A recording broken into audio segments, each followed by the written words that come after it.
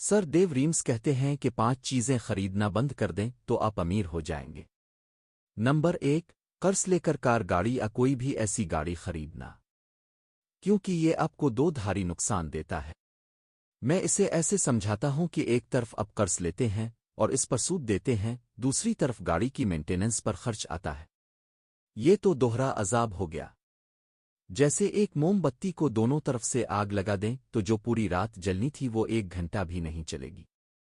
اسی طرح آپ اپنی دولت کو جلا رہے ہوتے ہیں۔ نمبر 2، صرف اس لیے لگژری چیزیں خریدنا کہ وہ آپ کے اسٹیٹس سمبل بن جائیں۔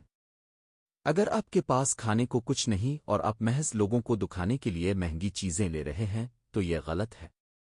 پنجابی میں کہاوت ہے، پلے نہیں تیلا تیلا تی کر دی فیرے میلا میلا، یعنی جب جیب میں کچھ نہیں تو میلوں میں کیا پھرنا۔ اصل میں آپ کو اپنی بنیاد مضبوط کرنی چاہیے، پھر ہی یہ سب کرنا چاہیے۔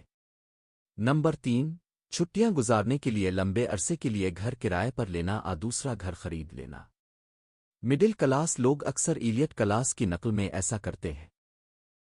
نتیجہ یہ ہوتا ہے کہ وہ قرض میں ڈوب جاتے ہیں اور اسٹیٹس کو برقرار رکھنے کی کوشش میں مالی دباؤ، تناؤ اور ڈپریشن کا شکار ہو جاتے ہیں۔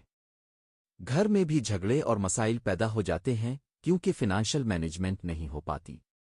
نمبر 4، بار بار ہوٹلنگ اور باہر سے کھانا کھانے کی عادت۔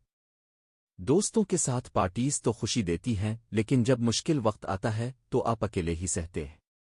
میں ہمیشہ کہتا ہوں، خوشی سب کے ساتھ بانٹتے ہیں لیکن بیماری مشکل اکیلے سہنی پڑتی ہے۔ اس لیے اپنی صحت اور جیب کا خیال رکھیں۔ نمبر 5، وارنٹی اور گارنٹی کے چکر میں زیادہ پیسے دینا۔ ایک دوست کے دوست سولر انورٹرز کا کام کرتے ہیں۔ وہ کہتے ہیں کہ ہم وارنٹی کے لیے 20,000 روپے پہلے ہی لے لیتے ہیں۔ اگر کچھ مرمت کرنی پڑے تو ہم وہیں سے ٹھیک کر دیتے ہیں اور نقصان نہیں ہوتا۔ اگر 100 کسٹمرز سے 20,000 روپے لیے جائیں تو 20 لاکھ بنتے ہیں، اس میں سے 1 لاکھ مینٹیننس پر لگتا ہے اور باقی ان کا منافع ہوتا ہے۔ یعنی ہم اکثر اس لالی پاپ میں پھنس جاتے ہیں کہ وارنٹی اور گارنٹی ہمیں فائدہ دے گی، لیکن اصل میں ہم ہی زیادہ ادا کر رہے ہوتے ہیں۔ یہ 5 کام فوراً چھوڑ دیں اور ساتھ ساتھ نوٹ کریں کہ آپ کے کتنے پیسے بچتے ہیں۔